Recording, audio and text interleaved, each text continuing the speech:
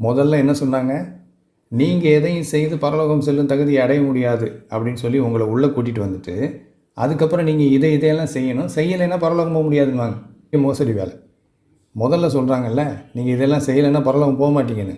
அவங்கள விட நீங்க இயேசுவ நம்புனா தான் பரலோகம் போக முடியும். இதை செய்கிறதுனால போ முடியாது. ஆனா இதை நீங்க செய்யலைன்னா இயேசுவ நீங்க நம்பலன்னு அர்த்தம் சொல்றாங்கல்ல, அது அதை விட பெரிய ஏமாற்று வேலை. வேறு எப்படி பார்த்தாலும் நீங்கள் கிறிஸ்தவர் ஆனதுக்கு அப்புறமா இவ்வளவு சட்டத்திட்டங்களையும் இவ்வளவு சடங்கு சம்பிரதாயங்களையும் உங்களுக்கு கற்றுக் கொடுத்து இதையெல்லாம் நீங்கள் செய்யணும்னு அவங்க கட்டாயப்படுத்துவாங்க. இதை நீங்கள் செய்யலைன்னா பரலோகம் போக மாட்டீங்க. அப்போது கிறிஸ்தவம் என்பது மதம் அல்ல, நாங்கள் மதத்தை போதிக்கவில்லை, சட்டத்திட்டங்களை கடைப்பிடித்து நீங்கள் கடவுளை அடைய வேண்டும் என்று சொல்வதல்ல கிறிஸ்தவம். இயேசு உங்களை மதம் மாறச் சொல்லவில்லை, மனம்தான் மாறச் சொல்கிறார் அப்படின்னு இவங்க சொல்கிறது எவ்வளவு பெரிய பொய்ங்கிறத யோசிச்சு பாருங்க. உண்மையாலுமே கிறிஸ்தவர் சொல்றது 100% உண்மைங்க. இயேசு கிறிஸ்துவும் சரி, கிறிஸ்தவர்களும் சரி, மதம் மாறுங்கன்ட்டு எந்த இடத்துலையுமே சொல்லல. நீங்கள் என்ன மதமாவானாலும் இருங்க, ஆனா இயேசு கிறிஸ்துவை ஏற்றுக்கொள்ளுங்க. ஏன் அப்படின்னா இயேசு கிறிஸ்து ஒருவரே கடவுள். நீங்க நினைக்கிறதெல்லாம் கடவுள் இல்லை. அப்போ எல்லாருக்குமே ஒரே கடவுள் தான். இதுக்கு எக்ஸாம்பிள் சொல்லணும்னா, எனக்கும் இந்த பூமி, இந்த வானம், இந்த சமுத்திரம், இந்த கடல் எல்லாமே ஒண்ணுதான். எனக்கும் எப்படி பூமி ஒண்ணு, வானம் ஒண்ணு, சூரியன் ஒண்ணு, சந்திரன் ஒண்ணும், அதே போல எந்த மதத்துல இருக்கிறவங்களுக்கும் இது எல்லாம் ஒண்ணு. இது எல்லாம் படைச்சது ஒரே கடவுள். அந்த கடவுள் இயேசு கிறிஸ்து. அதனாலதான் கடவுள் ஒன்றுனும் போது பல மதங்கள் பல கடவுள்களை சொல்லுது. நாங்க மதம் இல்ல, ஒரே கடவுள், இது எல்லாவற்றையும் படைத்த கடவுள், கிரியேட்டர். அந்த கிரியேட்டரை தொழுது கொள்வதனால நாங்க மதம் கிடையாது, அதுதான் ஒண்ணு, அதுதான் உண்மை. அந்த உண்மையை ஃபாலோ பண்ணுங்க. மதங்கள் பொய்களை கட்டமைப்பு உடையது. இது பொய் இல்லைன்றதுனால இது மதம் இல்லை. இப்ப நீங்க சொல்ற மதங்கள் எல்லாம் கோட்பாடுகளும் சட்டத்திட்டங்கள் இருக்குது, அதனாலதான் மதங்கள். சட்டத்திட்டங்கள் மட்டும் இருந்தா அது பேர் மதம் அப்படின்னு நீங்க பேர் வச்சீங்கன்னா அது உங்க தப்பு. ஏன்னு கேட்டீங்கன்னா, இருக்கிறதுலயே பைபிள் தான் சட்ட புத்தகம். ஃப்ரம் ஸ்டார்டிங் ஃபர்ஸ்ட் அதிகாரத்துல இருந்தே லாஸ்ட் அதிகாரம் வரையும் ஃபுல்லா சட்ட புத்தகம் தான். அந்த சட்ட புத்தகம் எதுக்கெல்லாம் அப்படின்னு கேட்டீங்கன்னா, எல்லாத்துக்குமான சட்டம். வானம், பூமி, பூமியின் நிறைவுகள், வானத்தின் நிறைவுகள், சமுத்திரம், சமுத்திரத்தின் நிறைவுகள், மனிதனுக்கு சட்டம், கடவுளுக்கு சட்டம், எல்லாவற்றுக்கும் சட்டம். மிருக ஜீவன்களுக்கு சட்டம், வான மண்டலங்களில் உள்ள சேனைகளுக்கு சட்டம், சூரியனுக்கு சட்டம், காற்றுக்கு சட்டம், எல்லாத்துக்கும் சட்டம் எழுதப்பட்டிருக்கிறது தான் இந்த பைபிளுங்க. இதெல்லாம் தான் நாங்கள் PhD படிச்சுட்டு இருக்கோம். ஸோ இது எதுக்கு நான் சொல்ல வரேன்னா, இந்த வேதம் என்பதே சட்ட புத்தகம் தான். ஸ்டார்டிங்ல இருந்து எண்டு வரையும் இதுல கடவுளுடைய சட்ட புத்தகம். கடவுள் என்ன சட்டத்தை கொடுத்திருக்காரு, மனிதனுக்காக என்னென்ன சட்டம் கொடுத்திருக்காரு, இப்ப சொன்ன எல்லாவற்றுக்கும் என்ன சட்டம் கொடுத்திருக்காரோ அந்த சட்டத்தின்படி அவைகள்லாம் செய்கிறது. மனிதன் மாத்திரம் செய்யல, அதனால மனிதன் அதை செய்யணும்ன்றதுக்காக அதை எழுதி கொடுத்திருக்காரு கிளியரா. வானங்கள், மேகங்கள், வானத்தின் பூமியின் நிறைவுகள், பூமியில உள்ள எல்லாமே பாத்தீங்கன்னா, மலைகள், காடு எல்லாமே நீங்க எடுத்துட்டீங்கன்னா பாத்தீங்கன்னா கடவுளுடைய வார்த்தைக்கு கீழ்ப்படிது. மிருக ஜீவன்கள் இருந்து எல்லாமே கீழ்ப்படிது. அவருடைய வார்த்தைக்கு எல்லாம் கீழ்ப்படிது. மனிதன் மட்டும் தான் என்ன பண்றான், அவன் இஷ்டத்துக்கு நான் கீழ்ப்படிய மாட்டேன்னு சொல்லி இந்த மாதிரி பொய் பிரச்சாரம் பண்ணி தெரிஞ்சுக்கிட்டு இருக்கான், லெனின் போல. எதுக்காக இப்ப நான் சொல்றேன்னா, சட்ட புத்தகம்ன்றது வேதம் மட்டும்தான். மீதி எல்லாம் மேன் மேட் லாஸ், அதாவது மனிதர்கள் எழுதி வைத்த சட்டங்கள். அது அவங்கவுங்க மதத்துக்கு ஏற்றா போல மாறும். இந்த பைபிள்ன்றது மதத்துக்கு ஏற்றா போல சட்ட புத்தகம் கிடையாதுங்க. இது எல்லா மனிதருக்கானது. யாரு ஒருவர் இயேசு கிறிஸ்துவை ஏற்றுக்கொள்கிறார்களோ அவர்களுக்கு உரியது. அது எந்த இதுல இருந்து, மேபி கடவுளே தெரியாம கடவுளே இல்லைன்னு சொல்லலாம். நான் சயின்டிஸ்ட், எனக்கு கடவுளே இல்லைன்றேன், நான் இந்த மதம், நான் அந்த மதம். இப்ப உலகத்துல சொல்லப்படுற இந்த மனிதர்களால் உருவாக்கப்பட்ட இந்த எல்லா மதத்துங்கள்ல இருக்கிற யாராவனா இருக்கலாம். யாரு ஒருத்தன் கடவுளை ஏற்றுக்கொள்றானோ அவனுக்கானது இந்த சட்ட புத்தகம். அதனாலதான் இந்த பைபிளை யாரு வேணா படிக்கலான்ட்டு எல்லா லாங்குவேஜ்லயும் இதை பிரிண்ட் பண்ணி கொடுக்குறோம். இதே கட்டளைகளையும் இதே கொள்கைகளையும் கடவுளுடைய வார்த்தைகளையும் வேற யாராவது இது மாதிரி கொடுக்குறாங்களா பாருங்க? கொடுக்க மாட்டாங்க. இது எங்களுக்கு உரியது, நாங்க மட்டும் தான் படிக்கணும், வேற யாரும் படிக்கக்கூடாது, நீங்களா எங்க கால கீழே இருக்கணும், நாங்க தான் தலையில இருந்து வந்தோம் அப்படின்னு சொல்லி நிறைய இவனுங்க எழுதி வச்சிருக்க கோட்பாடுகளுக்கு மக்களை அடிமைத்தனப்படுத்துறதுக்கு தான் வச்சிருப்பாங்க. ஆனா பைபிள் அப்படிப்பட்டது இல்லை. பைபிள் உள்ள லாஸும் அந்த மாதிரி கிடையாது. பைபிள் உள்ள சட்டங்கள் எல்லாம் கடவுளால் கொடுக்கப்பட்டது. கடவுளுக்கு மாத்திரமே நம்ம கீழ்படிஞ்சிருக்கணும். மற்ற மனிதர்களுக்கு மரியாதை நிமித்தம் அதிகாரத்து நிமித்தம் கீழ்படிஞ்சிருக்கணுமே தவிர, முதலாவது கடவுள், இரண்டாவது சக மனிதன். அதாவது கடவுளத்தில் அன்பு கூறுவதும் பிறனிடத்தில் அன்பு கூறுவதும் சட்டமா கொடுக்கப்பட்டிருக்குது. அந்த சட்டத்தின் அடிப்படையில் தான் இவர் சொல்றாங்கல்ல, நீங்க போய் மதம் மாத்திரம்ன்றது ஒரு டாஸ்க். மதம் மாத்துறது எங்க டாஸ்க் கிடையாதுங்க. கடவுள் ஒருவரேன்றது அறிவிக்கிறது எங்கள் டாஸ்க். அங்க நல்லா பாருங்க, சுவிசேஷம் அறிவிக்கணும் தான் சொல்லப்பட்டிருக்குது. மதம் மாத்திரம்னு நாங்க சொல்ல, நாங்க சுவிசேஷம் அறிவிக்கிறோம். இவர் தான் கடவுள்னு சொல்றோம். உண்மையை நாங்க சொல்றத எதிர்க்கிறவங்க தான் இன்னைக்கு அநேக பேர். நல்லா யோசிச்சு பாருங்க. இவர் தான் உண்மையான கடவுள், இந்த பைபிள் எல்லாருக்கானது, எல்லாருமே இதை நீங்க படிக்கலாம், இந்த கடவுளை எடுத்துக்கலாம், தெரிஞ்சுக்கலாம், சொல்லலாம்னு நாங்க சொல்றோம்னா, அதை சொல்லக்கூடாதபடி தடுக்கிறாங்க பாத்தீங்களா, அவங்களுக்கு பேர் தான் மதம் பிடித்தவர்கள். அதனாலதான் அவங்க மதத்தை பிடிச்சிட்டு அலையிறாங்க. நாங்க மதத்தை பிடிக்கல, கடவுளை கடவுளை பிடிச்சிட்டு சொல்றோம், கடவுள் சொல்ற வாக்கை பிடிச்சிட்டு சொல்றோம். அவர் தன்னை போல பிறனை நேசின்னு சொல்றதுனால நான் நித்திய ஜீவனுக்கு போறேன், நான் பரலோகம் போறேன் இயேசு கிறிஸ்து மூலம்ன்றதுனால அந்த வழி அவங்களுக்கு காட்டுங்கன்னு சொல்றாங்க. நாங்க வழி காட்டுறோம். அதனாலதான் இயேசு கிறிஸ்துவே வழின்னு சொல்றோம். அவரே வழி, நானே வழியும் சத்தியம் ஜீவன் சொல்றது இயேசு கிறிஸ்து மட்டும்தான். என்னை அல்லாமல் ஒருவனும் பிதாவின் இடத்துல வரான். அதாவது நீங்க சொல்ற அன்சீன் காட், பார்க்க முடியாத கடவுள் இடத்துல போக முடியாது, அவருடைய நாமமே அல்லாமல் ரட்சிப்பு கொடுக்கல. அததான் நாங்க அறிவிக்கிறோம். நாங்க அறிவிக்கிற மத்தார மாத்தல. நீங்க என்ன பண்றீங்க, அறிவிக்கிறவனுக்கு இப்ப சமீப காலத்துல நடந்த பாருங்க, அந்த மாட்டு சாணத்தை எடுத்து அந்த வாயில வைக்கிறதும், ஒரு சுவிசேஷ அறிவிச்சு என்னங்க குற்றம்? ஒரு மனிதன் நன்னெறியில நடக்கணும்னா இந்த வேதத்தை ஃபாலோ பண்ணாதான் அவனுக்கு இந்த குணங்கள் மாறும்னு சொல்றது எந்த அளவுக்கு உண்மைன்னு பாருங்க. எந்த கிறிஸ்டியனாவது நீ கிறிஸ்துவத்தை ஏத்துக்கல, நீ ஏத்துக்கலன்னா உன் மேல நான் இது பண்ணுவேன் அப்படின்னு ஏதாவது பண்ணிருக்காங்களா? ஏன்டா நீ போய் இது பண்றேன்னு? அப்படி இல்லை. நாங்க சொல்றது கடவுள் ஒருவரே, அந்த கடவுள் இயேசு கிறிஸ்து. எப்படி என்ன அப்படின்னு எல்லா விலாவரையா இருக்கு. அவர் மூலமா ரட்சிப்பு. அவரை நீங்க ஏத்துக்கிட்டீங்கன்னா நல்ல கட்டளைகள் தான் பைபிள்ல இருக்கு, ஒழுக்கமான கட்டளை தான் பைபிள்ல இருக்கு. நீங்க கம்பேர் பண்ணி பாருங்க. நீங்க சொல்ற அந்த மதத்துல உள்ள கட்டளைகளையும் எடுத்து பைபிள் உள்ள கட்டளைகளையும் எடுத்து பாருங்க. அப்பதான் தெரியும் எது கரெக்டுன்னு. ஷார்டஸ்ட் வேலை பைபிள் சொல்லலைங்க. இருக்கிறதுலயே நான் சொல்ற கேட்டுங்க, இந்த விஷயம் தெரிஞ்சுட்டா உங்களுக்கு புரிஞ்சுப்பீங்க. அதாவது மத்த மதத்துல மாறுறது ரொம்ப கஷ்டம். நீ ஒரு பிராமணனா மாறலாம் முடியாது. இப்ப நீ ஏதோ ஒரு ஜாதியில இருந்து இன்னொரு ஜாதியாவெல்லாம் கன்வெர்ட் பண்ண முடியாது.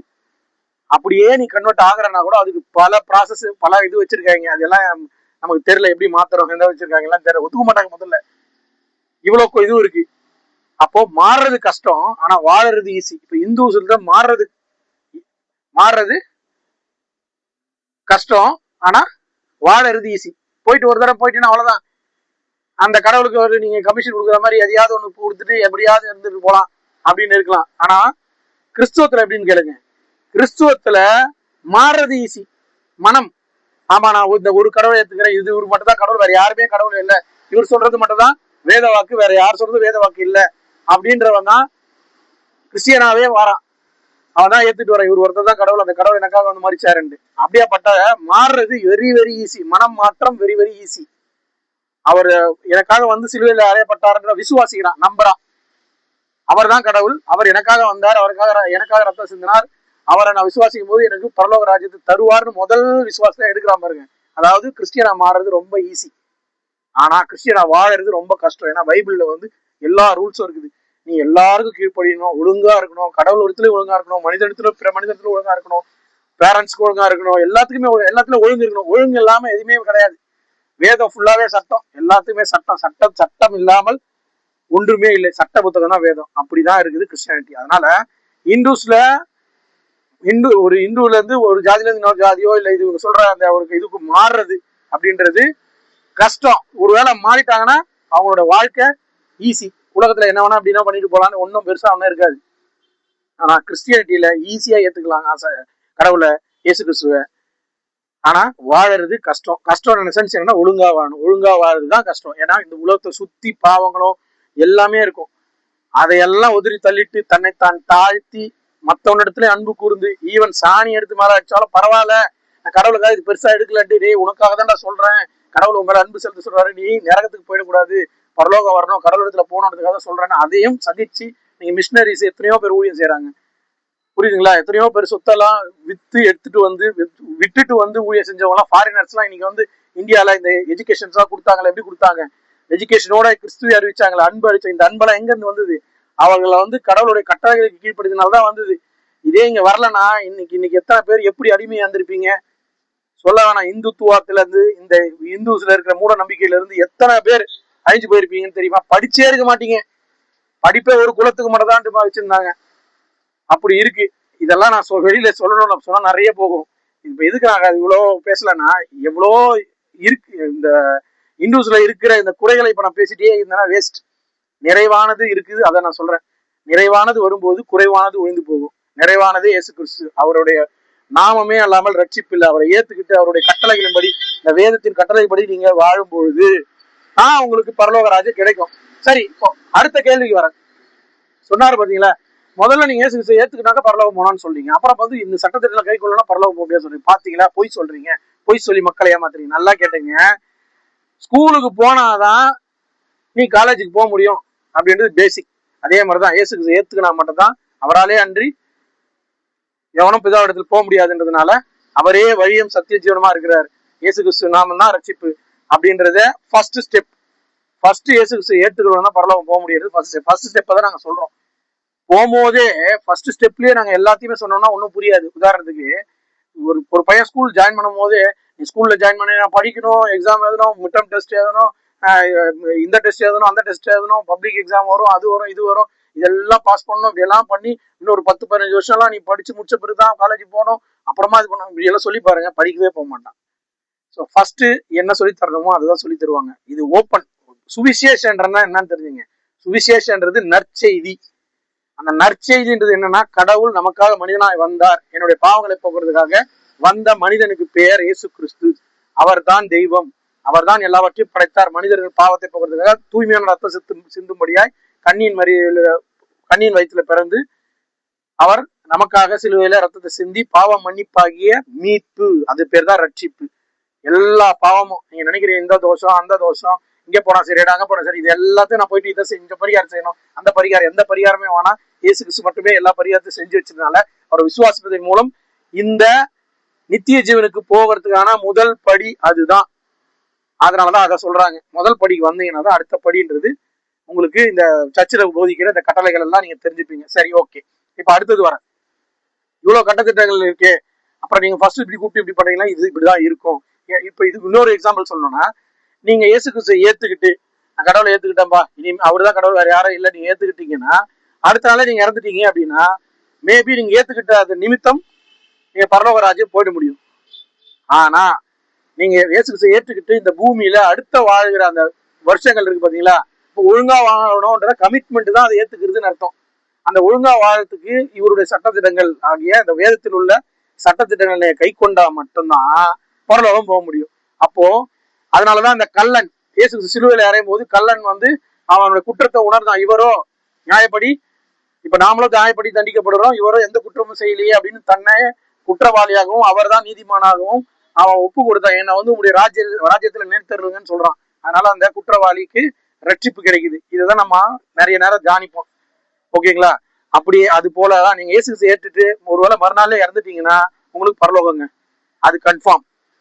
அது ஏற்றுக்கொண்டு அதுக்கப்புறமா நீங்க வாழற வாழ்க்கை அவருடைய சட்டத்திட்டங்களின்படிதான் வாழணும். இந்த சட்டத்திட்டம் உலகத்தினுடைய சட்டத்திட்டத்தை விட அதிகமா இருக்கும். அதாவது ஹையர் லெவல்ல இருக்கும், அதிகமா இருக்கும். கஷ்டம் அப்படின்றது இல்லை. அது கஷ்டம் தானே, நல்லது செய்யறதுதான் நமக்கு கஷ்டம். தீமை செய்து உடனே செஞ்சிருவோம். நம்ம ஏதாவது ஒரு குறை சொல்றோம்னா உடனே சொல்லிடுறோம்ல, அந்த மாதிரி. இப்ப பாருங்க, ஒண்ணுமே தெரியலனாலும் அதை பொய்யா பிரச்சாரம் பண்ணி 4 பேர் கெடுக்கிறதுக்கு வீடியோ போடுறோமே தவிர 4 பேர் திருந்ததுக்கு வீடியோ போடுறது இல்லை.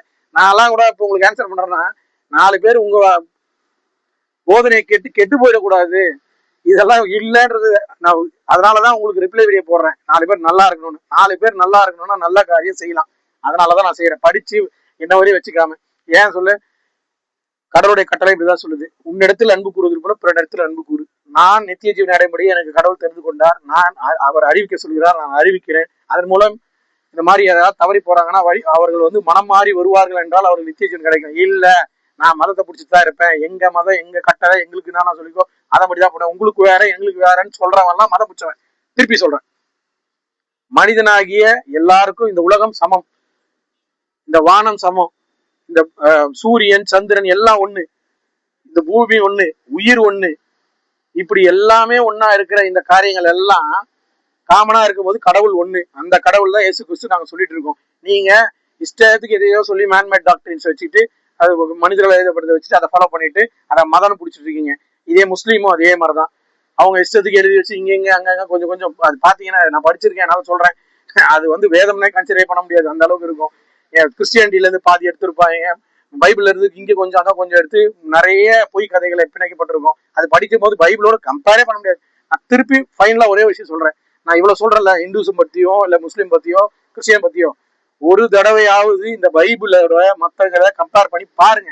உங்க வேதங்களை படிங்க, உங்க வேதங்களை படிங்க. இந்த வேதம் சொல்லுது, அது என்ன சொல்லுது, பைபிள் என்ன சொல்லுதுன்னு பாருங்க. ஏன்னா அதான் மாஸ்டர் புக்ல நீங்க கம்பேர் பண்ணாதான் பொய்யே நீங்க கண்டுபிடிக்க முடியும். ஸ்டில் ஆளாளுக்கு ஒரு பொய் சொல்றாங்க. நீ இப்படியும் இருக்கலாம் அப்படியும் இருக்கலாம், எப்படி வேணா இருக்கலாம், இது இல்ல, இப்படிதான் இருக்கணும். நான் திருப்பி சொல்றேன், சட்டம் இல்லாத இடத்துல, அதாவது ஆலோசனை இல்லாத இடத்தில் ஜனங்கள் சீர்கெட்டு போவார்கள். அநேக ஆலோசனைக்காரர் உண்டானால் சுகம் உண்டாகும் வேத வசனம் கிளியரா சொல்லுது நீதிமொழிகள்ல. சோ ஆலோசனைக்காரர்கள் இந்த வேதத்தின்படி இப்படி நடக்கணும்ன்ற ஆலோசனைக்காரர் இருக்கணும். நீ எப்படி வேணா இருக்கலாம், சட்டத்தில் உனக்கெல்லாம் எந்த சட்டம் இல்ல அப்படின்ற மாதிரி எடுத்துட்டு வராங்க பாருங்க. இந்த மாதிரி கொள்கையை ஃபாலோ பண்றவங்க தான் வழி விலகி போறது, அவங்க மனம் போன வாழ்க்கையில என்ன வேணா பண்றது, ஒரு வாழ்க்கை நோக்கம் இல்லாம இருக்கிறது, நிறைய தீமைகளை செய்யறது. ஒருத்தன் முன்னேறதுக்கு தேவையான வழிகளை இவங்க பாக்குறதே கிடையாது. முன்னேறதுன்னு என்ன அர்த்தம்? ஒரே பணம் சம்பாரிச்சு இது அது இல்லை. வாழ்க்கையில நல்ல விஷயங்களை தெரிஞ்சுட்டு அவனுடைய குணம் நல்லபடியா மாறணுன்ற எவனுமே அதுக்கு முயற்சி பண்றது இல்லை. நான் கூட இப்போ சொல்றேன்னா, என்னால உங்க குணத்தை மாற்ற முடியாது. நான் சொல்லுகிற அந்த கடவுள் உங்கள் குணத்தை மாற்றுவார். அவருடைய வார்த்தைகளை நீங்கள் படிக்கும் பொழுது, அதை கை கொள்ளும் பொழுது நீங்கள் மாற்றப்படுவீர்கள். ஏன்னா அந்த வேதத்துக்கு வல்லமை உண்டு, ஒரு வார்த்தைக்கு வல்லமை உண்டு. இந்த வார்த்தை தான் உங்களுக்கு ஜீவனாயும் ஆவியாயும் இருக்கிறது. அதனால இந்த பைபிள்ல இருக்கிற வசனம் தான் உங்களுடைய இருதயத்துல புகுந்து அதுல இருக்க கசப்பு கடப்பு எல்லாமே, அதுல உள்ள துர்குணம் எல்லாவற்றையும் பொல்லாப்பு எல்லாவற்றையும் எடுத்து போட்டு அன்பு, சமாதானம், இச்சையடக்கம், நீடிய பொறுமை, தயவு, இரக்கம், இப்படி போட்ட நற்பண்புகளை உண்டு பண்ணும். அது பேர் ஆவியின் கனின்னு. இந்த கனி உங்களுக்கு வரணும்னா இதெல்லாம் உண்டு பண்ணும். இதுக்கு நீங்க அகைன்ஸ்டா யாராவது சொல்றீங்கன்னும் போது சில பேர் அந்த ஆதகத்துல கேட்பாங்க, ஏங்க அப்படி சொல்றீங்கன்னு. உடனே பார்த்து எல்லாம் கேட்கறாங்க. அதெல்லாம் ஒண்ணும் இல்லைங்க, நல்ல விஷயத்த சொல்லும் பொழுது அதை ஏத்துக்கிட்டோம். மக்களுக்கு நல்ல விஷயத்த சொல்ல விடுங்க. அதுல நல்லது இல்ல ஒண்ணுமே தெரியாம பேசாதீங்க. உங்களுடைய இதுல இருக்கிறத நல்ல விஷயங்கள் எடுத்து சொல்லுங்க. இன்னொன்னு கம்பேர் பண்ணுங்க. உலகத்துல இருக்கும்போது ஒரு ட்ரெஸ் வாங்கினாலோ எந்த ஒரு பொருள் வாங்கினாலோ பயங்கரமா கம்பேர் பண்றீங்க. ஒரு போன் வாங்கினாலோ இதுல என்ன இது இருக்கு, இதுல என்ன இருக்கு, இது இதனுடைய கெப்பாசிட்டி என்ன, இதனுடைய கேமரா கெப்பாசிட்டி என்ன, எல்லாமே பாக்குறீங்க. ஒரு பொருள் வாங்குறதுக்கு முன்னாடி இவ்வளோ கம்பேரிசன் பாக்குறீங்களா, எல்லாவற்றிலும் கம்பேரிசன் பாக்குறீங்களா? தயவு செஞ்சு சொல்றேன், இந்த வேதத்துல என்ன கம்பேரிசன் இருக்கு, எது உண்மைன்னு பாருங்க. சும்மா நான் எல்லாம் சொல்ற மாதிரி அவங்களுக்கு அது அவங்களுக்கு பெருசு, உங்களுக்கு பெருசு எல்லாம் கிடையாதுங்க. திருப்பி சொல்றேன், உங்களுக்கு எப்படி இந்த உலகம் உங்க உலகம் நீங்க சொல்லிக்கிறீங்களோ அதே மாதிரி ஏன் உலகம், அதே மாதிரி மற்ற உலகம். ஸோ இது எல்லாத்துக்கும் காமன். ஸோ வேர்ல்டு ஒண்ணு, வானம் ஒண்ணு, சூரியன் ஒண்ணு, சந்திரன் ஒண்ணு, உயிர் ஒண்ணு. ஸோ இப்படி எல்லாமே ஒண்ணுன்னு போது இதை படைச்சவர் ஒண்ணு, அந்த படைச்ச ஒரே கடவுள் இயேசு கிறிஸ்து தெளிவா வேதத்தின் மூலம் தெரியுது. அவராலே அன்றி உலகத்துல ஒன்றும் உண்டாக்கப்படலை. புரியுதுங்களா? எல்லாவற்றுக்கும் அவர் தான் மூல காரணகர்த்தா. அதனால்தான் அவர் கர்த்தர், அவர் தேவன். ஸோ அவரை ஏற்றுக்கொண்டு அவருடைய வார்த்தையின்படி நடங்க. இந்த வேதம் சட்ட புத்தகமே. சட்டத்தை நீங்க ஃபாலோ பண்ணா மட்டும்தான் பரலோக ராஜ்யம் போக முடியும். இயேசு கிறிஸ்துவை ஏற்றுக்கொள்வது என்பது முதற்படி. அந்த முதற்படி இல்லாம நீங்க எந்த படிக்கும் போகவே முடியாது. மீதி எல்லாம் ஒரு வழியும் கிடையாது. அதனாலதான் அவர் நானே வழியும் சத்தியம் ஜீவனமா இருக்கிறேன்றாரு. அந்த சத்தியத்தையும் ஜீவனையும் நீங்க அடையணும்னா இயேசு கிறிஸ்துவை ஏற்றுக்கொள்ளுங்க, ரட்சிப்படைங்க. இந்த மாதிரி கள்ள போதனை கேட்டு சும்மானா உட்காந்து நீங்க மற்றவங்களை இழிவா பேசலாம், உங்களுக்கு ஒரு பிரயோஜனம் கிடையாது. இப்ப நாங்க எடுத்து சொல்றதே மற்றவங்களுக்கு ஜீவன் உண்டாகணும், மற்றவங்களுக்கு அந்த அறிவு உண்டாகணும், நித்தியஜனை பெற்றுக்கொள்ளணும்னா இந்த மெய்ஞானமாகிய அறிவு வேணும், தேவனை அறிகிற அறிவு வேணுன்றதுக்காக எடுத்து சொல்றேன். வேற எந்த நோக்கமும் இல்லை. கடவுள் சொல்லியிருக்காருன்றதுக்காக நான் செய்யறேன். கர்த்தர் தாமே உங்களை ஆசீர்வதிப்பாராக.